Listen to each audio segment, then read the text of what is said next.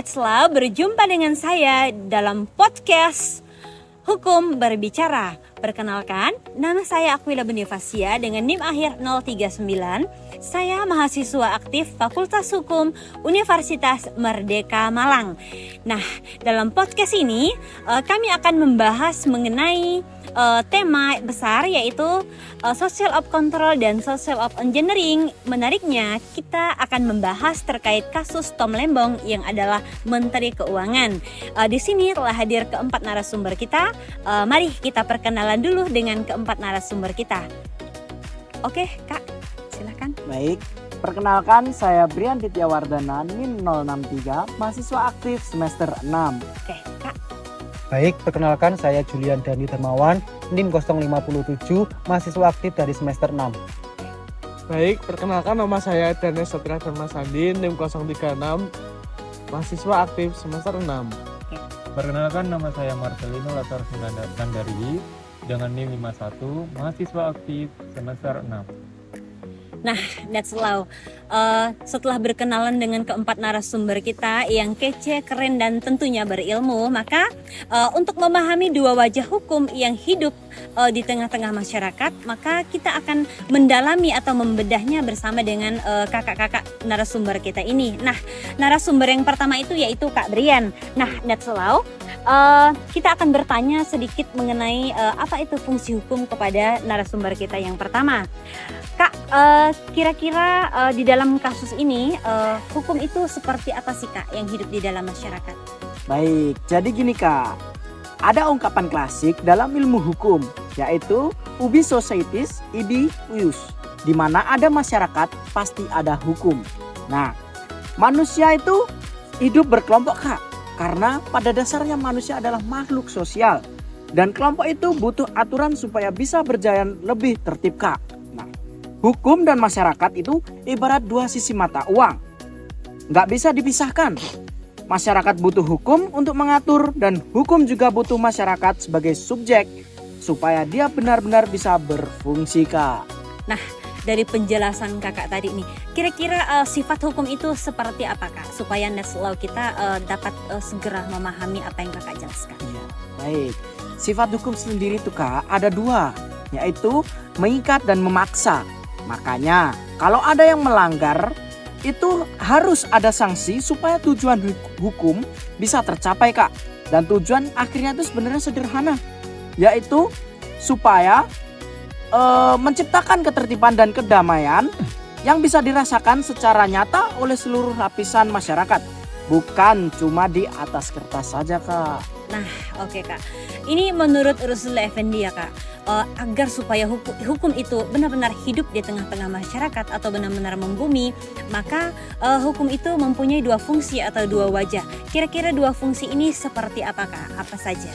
Dua fungsi itu antara lain yaitu pertama fungsi pasif dan kedua fungsi pasifnya. Nah, untuk pengertiannya yang fungsi pasif yaitu berfungsi sebagai menjaga status quo Kak. Nah, ini disebut sarana social of control Kak. Yang kedua itu fungsi aktif yang mampu merombak tatanan lama menjadi kondisi yang dicita-citakan Kak. Ini disebut law is a tool of social engineering atau hukum sebagai alat rekayasa sosial. Dua fungsi ini yang akan kita bahas satu persatu Kak. Nantinya akan dijelaskan oleh rekan-rekan saya ini Kak. Nah, keren sekali nih pembahasan dari narasumber kita yang pertama terkait teori-teorinya. Nah, kali ini kita akan membahas bersama narasumber kita yang kedua yaitu Kak Dandi mengenai fungsi atau peran hukum yang pertama yaitu social of control. Nah, Kak Dandi, kira-kira social of control ini seperti apa yang kakak pahami dari materi yang sudah diberikan oleh Ibu Arini? Baik, terima kasih Kak. Jadi fungsi dari social of control itu bertujuan untuk memberikan batasan terhadap perilaku masyarakat yang menyimpang, lengkap dengan konsekuensinya, dengan larangan, contohnya itu seperti larangan-larangan tertentu atau tuntutan ganti rugi atau semacamnya. Jadi pada intinya fungsi dari hukum itu sendiri berfungsi untuk mengontrol masyarakat agar tidak menyimpang dari aturan yang ada. Oke, baik Kak. Jadi Kak, hukum ini bekerja sendirian atau seperti apa Kak? Mungkin ada pengaruh-pengaruh lain dan seperti apa yang Kakak pahami? Nah, menariknya hukum ini sebagai alat pengendalian sosial itu nggak berjalan sendirian karena terdapat beberapa norma, yaitu seperti norma agama, norma sosial, dan norma kebiasaan. Oke, jadi disederhanakan begini ya Kak, social of control itu perannya untuk menjaga supaya masyarakat itu tidak keluar dari jalurnya, begitu ya Kak? Persis Kak, jadi bisa diibaratkan seperti pagar, di mana ia menjaga supaya tidak menyimpang, bukan mengubah seseorang untuk berubah. Nah, that's law. Setelah didampingi oleh Kak Dandi, maka kita akan beralih ke narasumber kita yang ketiga, yaitu kita akan membahas terkait hukum yang berperan untuk menjaga, dan maka kita akan bertanya dengan Kak Danes. Nah, kalau tadi hukum berperan untuk menjaga, sekarang kita masuk ke fungsi yang kedua, yaitu social of engineering. Ini gimana sih Kak cerita hukum ini sebagai alat perubahan itu seperti apa Kak Danes? Baik, jadi gini Kak, social engineering itu memandang hukum sebagai alat untuk mengubah masyarakat. Terus hukum ini dipakai untuk suatu perubahan itu bentuknya seperti apa Kak kira-kira? Bisa berupa hukum tertulis, misalnya undang-undang atau jurisprudensi. Bisa juga hukum tidak tertulis, yaitu kebiasaan yang hidup di masyarakat. Idealnya seluruh aturan itu bisa menggerakkan dinamika masyarakat ke arah yang lebih baik Kak. Nah, that's law, menarik sekali. Jadi begini ya Kak, dengan adanya undang-undang atau perundang-undangan, ini menjadi alat pembaharuan yang diharapkan bisa untuk mengubah kehidupan mental masyarakat. Begitu Kak? Betul Kak, peraturan perundang-undangan yang bertujuan sebagai alat pembaruan diharapkan bisa mengubah sikap mental masyarakat. Asal tidak bertentangan dengan nilai sosial budaya yang hidup di masyarakat Kak. Nah, that's law. Secara teori sudah terbayang nih ya mengenai dua fungsi atau dua wajah hukum yang dibahas oleh ketiga narasumber kita ini. Nah, tibalah saatnya kita masuk kepada bagian yang kita tunggu-tunggu ya That's law, yaitu bagaimana sih fungsi hukum yang terlihat nyata pada kasus Tom Lembong. Maka kita akan membahasnya dengan Kak Marcel yang adalah narasumber keempat dalam podcast Hukum Berbicara kita pada hari ini. Kak Marcel, gimana sih Kak dua fungsi hukum yang kelihatan pada kasus Pak Tom Lembong ini?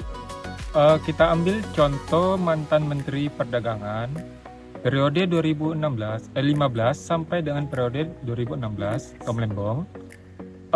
Beliau ditetapkan sebagai tersangka dalam kasus dugaan korupsi impor gula yang mulai diusut kejaksaan sejak akhir Oktober 2024. Singkatnya, Tom Lembong diduga menerbitkan persetujuan impor pada gula kristal mentah kepada beberapa pengusaha asing tanpa melalui koordinasi antar kementerian dan tanpa rekomendasi dari Kementerian Perindustrian. Padahal sesuai kebijakan saat itu, impor seharusnya dilakukan melalui BUMN. Nah, Kak, kira-kira hasil persidangannya itu seperti apa Kak?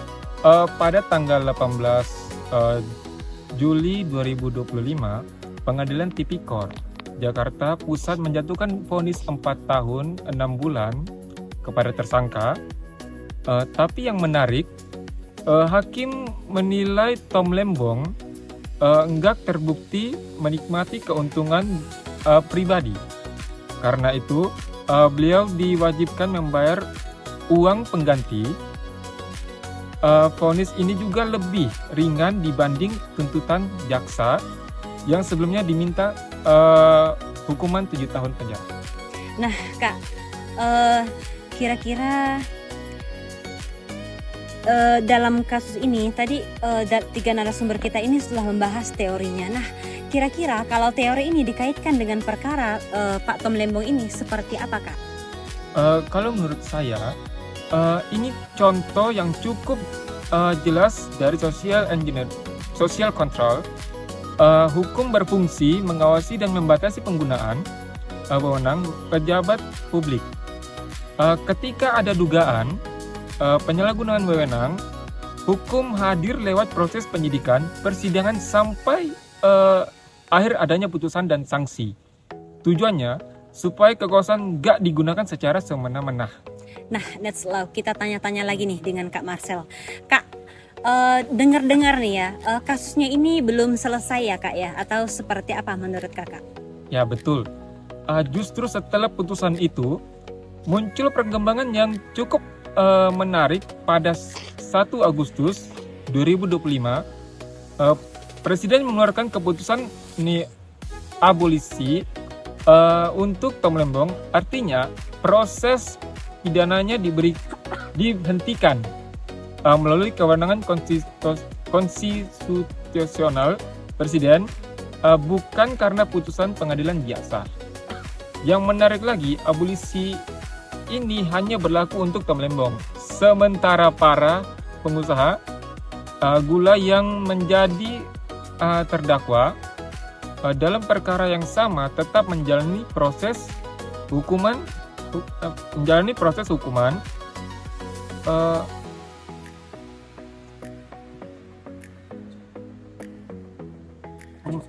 Oke, jadi begini Kak, dari kasus Pak Tom Lembong ini kita sudah melihat bahwa dalam kasus ini banyak isu-isu terkait mengenai Pak Tom Lembong ini ya para narasumber. Oke, jadi menurut kalian dalam kasus ini apakah betul ada dua nasib atau ada dua fungsi hukum atau dua wajah hukum yang ditampilkan di dalam kasus yang sama, yaitu kasus Pak Lembong ini terkait teori yang telah kita bahas. Jadi apakah ada tanggapan dari narasumber yang lain? Ya, saya mau menanggapi Kak. Oke, makasih Kak. Saya setuju kalau merujuk teori tadi Kak. Ya. Hukum yang baik itu harus bisa dirasakan manfaatnya secara konkret oleh seluruh lapisan masyarakat. Ketika ada perbedaan perlakuan dalam kasus yang serupa, itu bisa menggerus kepercayaan publik terhadap hukum sebagai sarana kontrol sosial Kak. Begitu. Menarik sekali Kak Brian. Oke, mungkin ada pendapat dari narasumber lain, mungkin Kak Danes atau Kak Dandi, mungkin? Ya, jadi saya mau menanggapi juga Kak. Ya. Dan ini juga menegaskan poin soal kesadaran hukum. Sebaik apapun aturan atau kebijakan dibuat, kalau tidak diikuti dengan konsistensi, penerapan dan kesadaran dari para pemangku kepentingan, hukum berisiko kehilangan makna substansinya dan hanya jadi simbol belaka Kak. Nah, oke. Terima kasih ya Kak Danes, Kak Dandi dan semua narasumber yang begitu menginspirasi dan membawa suatu perubahan untuk Netslau yang hadir pada hari ini. Nah, Netslau, setelah mendengar teori dan pembahasan dalam podcast ini, maka kita dapat melihat bahwa di dalam kasus Pak Tom Lembong kita dapat mengambil atau menarik kesimpulan atau benang merahnya bahwa di dalam suatu perkara kita melihat ada dua fungsi hukum yang berlaku atau yang digunakan di sana atau yang hidup di sana. Nah, Netslau, satu sisi yang kita bahas yaitu social of control dan social of engineering. Kedua fungsi hukum ini sangat berkaitan erat. Nah, Netslau, setelah membahas begitu panjang dalam podcast ini, maka tibalah saatnya bagi kami untuk mengakhiri semua teori-teori yang ada di dalam podcast kami ini. Kami mohon maaf apabila ada yang kurang dan lain sebagainya di dalam podcast ini. Kami tahu bahwa semua Netslau mencintai kami dan mengharapkan yang terbaik bagi kami. Begitupun kami semua para keempat narasumber ini juga mohon pamit undur diri. Terima kasih. Dadah.